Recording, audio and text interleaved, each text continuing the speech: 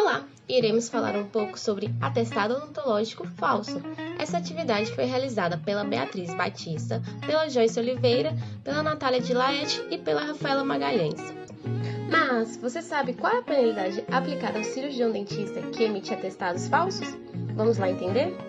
Os atestados médicos e odontológicos compreendem um tipo de documento emitido pelo profissional que expressa a veracidade de um fato relacionado ao paciente, constatado durante a prática clínica. Os atestados tratam-se de um documento que possui um valor clínico, legal e administrativo. Os atestados devem conter informações que identificam o profissional e o paciente, a finalidade a que se destina, laboratorial, escolar, esportiva, entre outros, o fato propriamente dito, com as suas respectivas consequências, quais são as necessidades de repouso, admissão, demissão, aptidão a determinadas funções, assim como localidade, data da expedição, assinatura e carimbo do profissional responsável.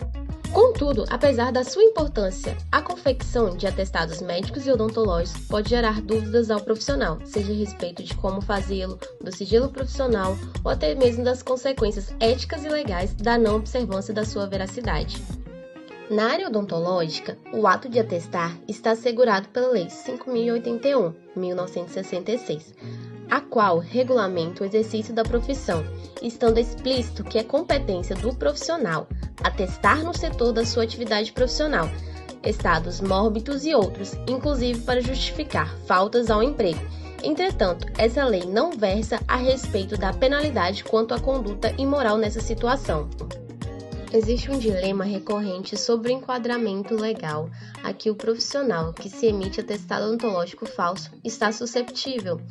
Isto é, se no artigo 299 ou 302 do Código Penal Brasileiro, o CPB, cuja discussão se dá principalmente quando o assunto é abordado em concursos públicos, o que pode causar discussões e até mesmo gerar prejuízo aos candidatos em decorrência de opiniões divergentes apresentadas, uma vez que o crime de atestado odontológico falso não é literalmente tipificado no CPB.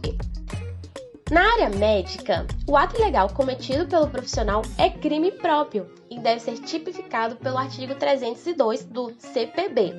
Ou seja, o médico é o único profissional capaz de emitir um atestado médico falso. Para que fosse possível aplicar esse dispositivo legal aos profissionais, teria que haver uma previsão expressa de quais profissionais seriam esses no corpo do artigo, o que não ocorre.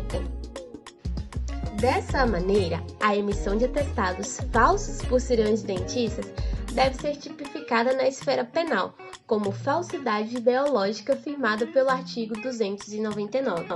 Dessa maneira, a discussão se volta para a diferença entre as penalidades previstas pelos artigos, sendo no artigo 302 detenção de 1 mês a 1 ano e no artigo 299 reclusão de 3 a 5 anos.